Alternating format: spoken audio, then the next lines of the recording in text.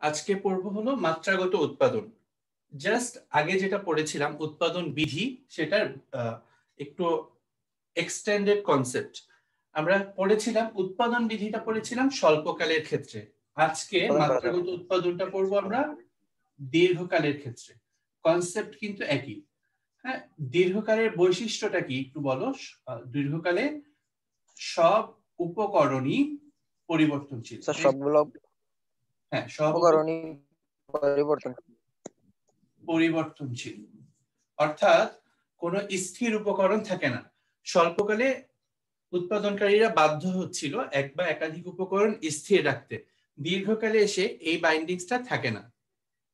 দীর্ঘকালে কি হয়ে যাচ্ছে, সব উপকরণই পরিবর্তনশীল, অর্থাৎ ভূমি, শ্রম, মূলধন, সংগঠন সবই পরিবর্তনশীল হয়ে যাচ্ছে। তাহলে আমাদের মূল যেটা মূলধন আর শ্রম, আমরা দেখেছিলাম ফাংশন সমান এইটা, এখানে আর কোনো বাধা থাকছে না, সবগুলোই ইচ্ছা মতো উৎপাদনকারী বাড়াতে পারছে, কমাতে পারছে। তাহলে একই কনসেপ্ট, উৎপাদনকারী কি চাইবে, উৎপাদন বৃদ্ধি করতে চাইবে। এখন উৎপাদন বৃদ্ধি করতে চাইলে তার কি করতে হবে, উপকরণ নিয়োগ বাড়াতে হবে। এটার মানে হচ্ছে তার খরচ বৃদ্ধি পাওয়া। একটু খেয়াল করো, উৎপাদনকারীর উদ্দেশ্য কি, উৎপাদন বৃদ্ধি করা। উৎপাদন বৃদ্ধির জন্য তাকে কি করতে হবে, উপকরণ নিয়োগ করতে হবে, মানে বেশি মূলধন নিয়োগ করতে হবে, বেশি শ্রম নিয়োগ করতে হবে। এটার মানে হচ্ছে তার খরচ বৃদ্ধি পাওয়া। এখন দীর্ঘকালে গিয়ে উৎপাদনকারী যে উপকরণ বাড়াচ্ছে, খরচ বাড়াচ্ছে, যে হারে বাড়াচ্ছে, উৎপাদন কি সেই হারে বাড়ছে কিনা। আবার বলি, দীর্ঘকালে উৎপাদনকারী উপকরণ বাড়াচ্ছে, উপকরণ যে হারে বাড়াচ্ছে, উৎপাদন সেই হারে বাড়ছে কিনা। এই প্রশ্নটার উত্তর দেয় মাত্রাগত উৎপাদন। তাহলে একইভাবে আমরা এখানে তিন ধরনের মাত্রাগত উৎপাদন পাবো। একটা হচ্ছে স্থির মাত্রাগত উৎপাদন, ক্রমবর্ধমান মাত্রাগত উৎপাদন, আর একটা হলো ক্রমহ্রাসমান মাত্রাগত উৎপাদন। যখন আমরা উৎপাদন বিধি পড়ছিলাম একটু খেয়াল করো, এখানে কি হচ্ছে, ব্যয়টা দেখাচ্ছিলাম। ব্যয়ের মধ্যে কি ছিল, মূল ছিল শ্রম, এরপর কাঁচামালটা বাড়ছে এরকম ছিল, এই জন্য আমরা মূলধন লিখেছিলাম। এইখানে আমরা দেখাচ্ছিলাম মোট উৎপাদন। একটু খেয়াল করো, এখন যেটা হয় এটা হচ্ছে স্বল্পকালে। স্বল্পকালে মোট উৎপাদন রেখাটা এরকম হচ্ছিল, অথবা এরকম হচ্ছিল, অথবা এই আকৃতির হচ্ছিল স্বল্পকালে। এখন একটু আসো দীর্ঘকালে গিয়ে ব্যাপারটা কি হচ্ছে।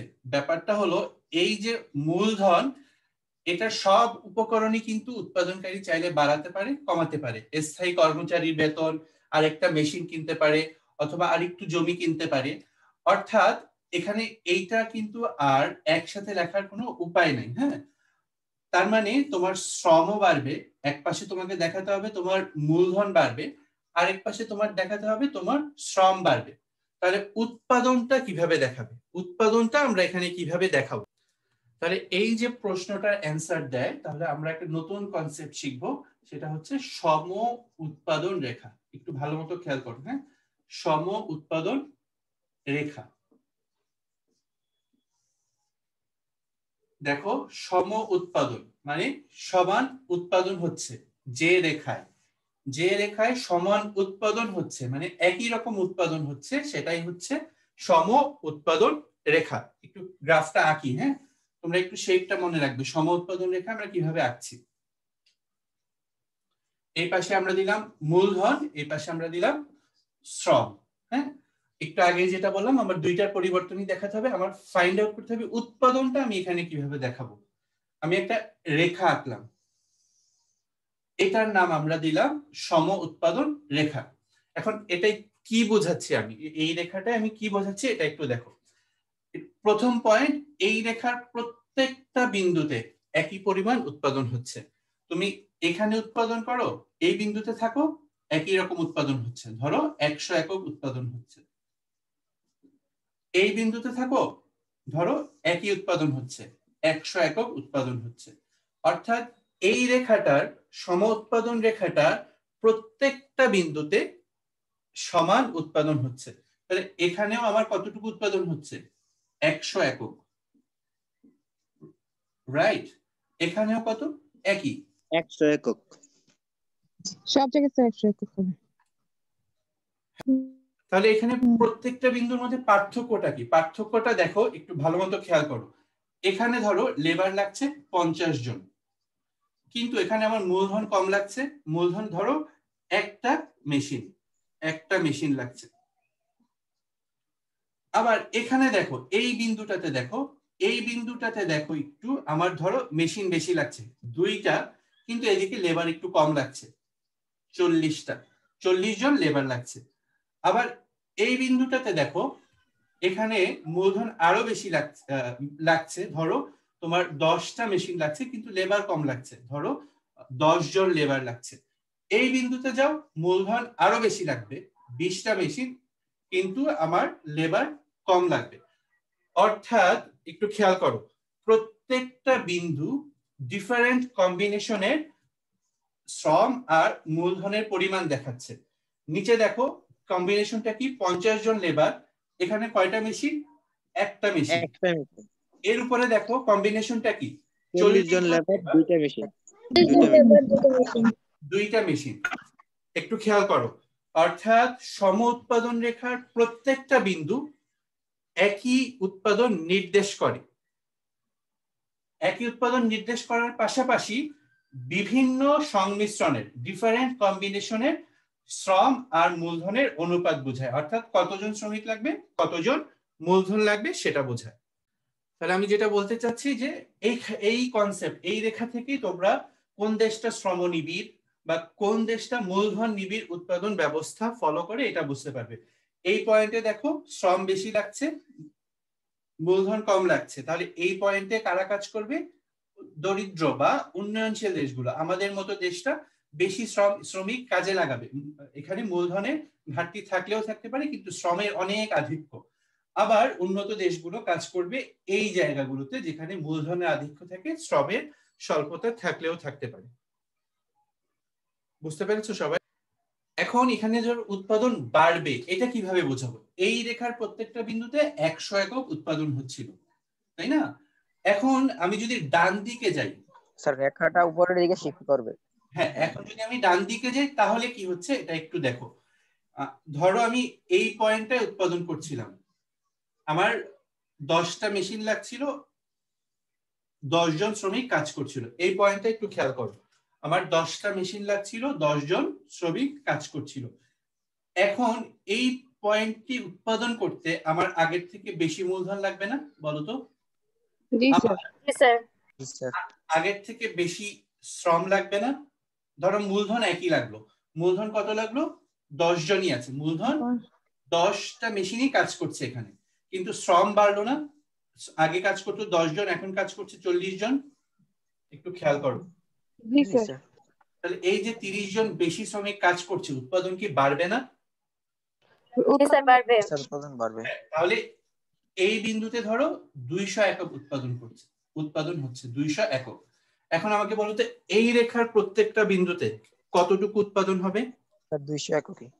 200 একক। দেখো, অর্থাৎ এই রেখার প্রত্যেকটা বিন্দুতে আগের রেখার থেকে বেশি শ্রম বেশি মূলধন লাগবে। বেশি শ্রম বেশি মূলধন লাগার মানে হচ্ছে আমি উপকরণ বাড়াচ্ছি, এখন আমার উৎপাদনও বাড়বে। ঠিক আছে, এখন উৎপাদন কি হারে বাড়ছে সেটা হচ্ছে মাত্রাগত উৎপাদন থেকে আমরা বুঝবো। কিন্তু যখন রেখাটা ডান দিকে পরিবর্তিত হয়ে যাচ্ছে তার মানে হচ্ছে উৎপাদন বাড়ছে। এই কনসেপ্টটুকু সবার ক্লিয়ার কিনা? প্রথম সিদ্ধান্ত আমরা যেটা দেখলাম সেটা হচ্ছে এই যে সম উৎপাদন রেখা যত ডান দিকে যাবে তার মানে হচ্ছে উৎপাদন তত বাড়ছে। এখানে 300 উৎপাদন হচ্ছে, এখানে 400 এখানে 500 একক উৎপাদন হচ্ছে। খেয়াল করো আমরা যেটা পড়লাম, সম উৎপাদন রেখা যখন ডান দিকে সরে যাচ্ছে তার মানে হচ্ছে উৎপাদন বাড়ছে, এটা বোঝাচ্ছে। যত ডান দিকে যাচ্ছে তার মানে হলো উৎপাদন বৃদ্ধি পাচ্ছে, এটা বোঝাচ্ছে। হ্যাঁ, গুড। আচ্ছা দেখো, আমরা তাহলে এখন একটু পড়ে ফেলি স্থির মাত্রাগত উৎপাদনটা। স্থির মাত্রাগত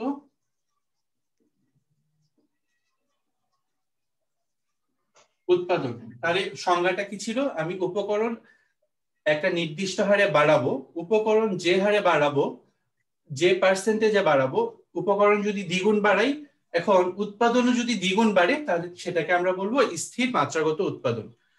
অর্থাৎ উৎপাদন উপকরণ যে হারে বাড়াবো, উৎপাদন একই হারে বাড়বে, এই কেস হচ্ছে স্থির মাত্রাগত উৎপাদন। এই সংজ্ঞা তো ক্লিয়ার? তাহলে খুব সংক্ষেপে দেখো আমরা গ্রাফে কিভাবে দেখাবো বিষয়টা। এই পাশে আমরা থাকবি মূলধন, এই পাশে থাকবে শ্রম। ক্লিয়ার? তাহলে এখানে দেখো এটা একটা সম উৎপাদন রেখা। এখানে ধরো আমরা ধরলাম 10 একক, 10 একক। 10 একক। তাহলে যদি স্থির মাত্রাগত উৎপাদন হতে হয়, তাহলে এখানে উৎপাদন হলো কিউ নট সমান, আমরা যদি উপকরণ দ্বিগুণ করে বাড়াই, শ্রমও দ্বিগুণ বাড়াচ্ছি, আবার মূলধনও দ্বিগুণ করে বাড়াচ্ছি, এখন আমার উৎপাদনটা এইভাবে বাড়লো। তাহলে এটা কোন ধরনের স্থির মাত্রাগত, কোন ধরনের মাত্রাগত উৎপাদন বোঝাচ্ছে বলতো? স্থির মাত্রাগত উৎপাদন। স্থির মাত্রাগত উৎপাদন। কেন বলতো? স্যার এখানে কারণ উপকরণ এবং উৎপাদন দুটো একই হারে বাড়ছে। উপকরণ,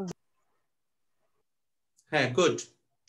খেয়াল করো, স্থির হারে বা একই হারে উৎপাদনটা বাড়ছে, এই কারণে এটা হলো স্থির মাত্রাগত উৎপাদন। হ্যাঁ, তার মানে এখান থেকে এখানে, এখান থেকে এভাবে আমরা একই দূরত্বে দেখাতে পারবো। অর্থাৎ আমি উৎপাদন যে হারে বাড়াবো, সরি, উপকরণ যে হারে বাড়াবো, উৎপাদন তার থেকে বেশি হারে যদি বাড়ে, তাহলে সেটাকে আমরা বলবো ক্রমবর্ধমান মাত্রাগত উৎপাদন। তোমরা এখানে একটা 45 ডিগ্রি লাইন এঁকে দিতে পারো ডিসটেন্সটা বোঝানোর জন্য। হ্যাঁ, এখানে তাহলে আমরা একটা আঁকলাম, এখানে ধরলাম কিউ নট সমান, ধরো কত একক ধরবে? 4 একক ধরো। এরপরে ধরলাম আমরা কিউ নট সমান 10 একক।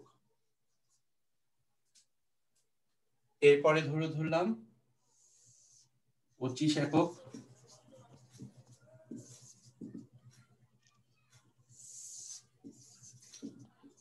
সেখানে কি হচ্ছে বলতো? উৎপাদন কি হারে বাড়ছে আমাকে একটু বলতো। প্রথমে কত বাড়লো?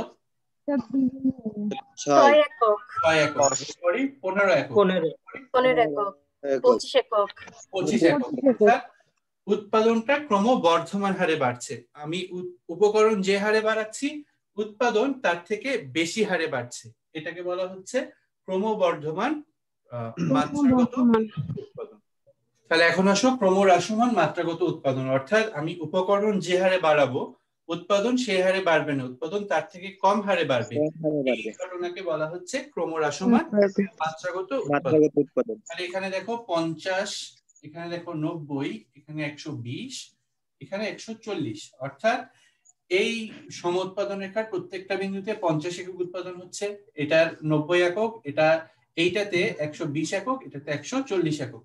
এখন কি হারে বাড়ছে এটা একটু দেখো। প্রথমে ধরো বাড়লো এক লাফে 40 একক, এরপরে বাড়লো, কমছে, বাড়তেছে কম হারে, ক্রমহ্রাসমান হারে 30 একক, 20। এখানে আমি আরেকটা দিলাম, কিউ নট সমান দিলাম 150। কত বাড়লো? 10 একক। একটু খেয়াল করে দেখো যে বাড়তেছে কিন্তু 50, 90, 90 এর পর 120, কিন্তু বাড়ার হারটা কেমন? ক্রমহ্রাসমান, কমে কমে বাড়ছে। হ্যাঁ, কমে কমে বাড়ছে, কারণে ক্রমহ্রাসমান মাত্রাগত উৎপাদন। তাহলে ঠিক আছে, আমি যদি সাম আপ করি, আমরা আজকে মাত্রাগত উৎপাদন পড়লাম। মাত্রাগত উৎপাদনটা কোনকালীন ধারণা? দীর্ঘকালীন ধারণা। দীর্ঘকালে শ্রম মূলধন দুইটাই বাড়াবো, এটার রেসপন্সে উৎপাদনটা কিভাবে বাড়ছে, এই প্রশ্নের অ্যান্সার দেয় মাত্রাগত উৎপাদন। 3 ধরনের মাত্রাগত উৎপাদন: ক্রমহ্রাসমান, সমানুপাতিক, আর হচ্ছে ক্রমবর্ধমান। উপকরণ যে হারে বাড়াবো, উৎপাদন যদি সেই হারে বাড়ে, তাহলে সেটা স্থির মাত্রাগত উৎপাদন। উপকরণ যে হারে বাড়াবো, উৎপাদন তার থেকে বেশি হারে বাড়লে সেটা ক্রমহ্রাসমান। আর উপকরণ যে হারে বাড়াবো, উৎপাদন যদি তার থেকে বেশি হারে বাড়ে, মাত্রাগত উৎপাদন। সবাই ক্লিয়ার আশা করি? হ্যাঁ, আজকে আমরা এটুকুই পড়ব।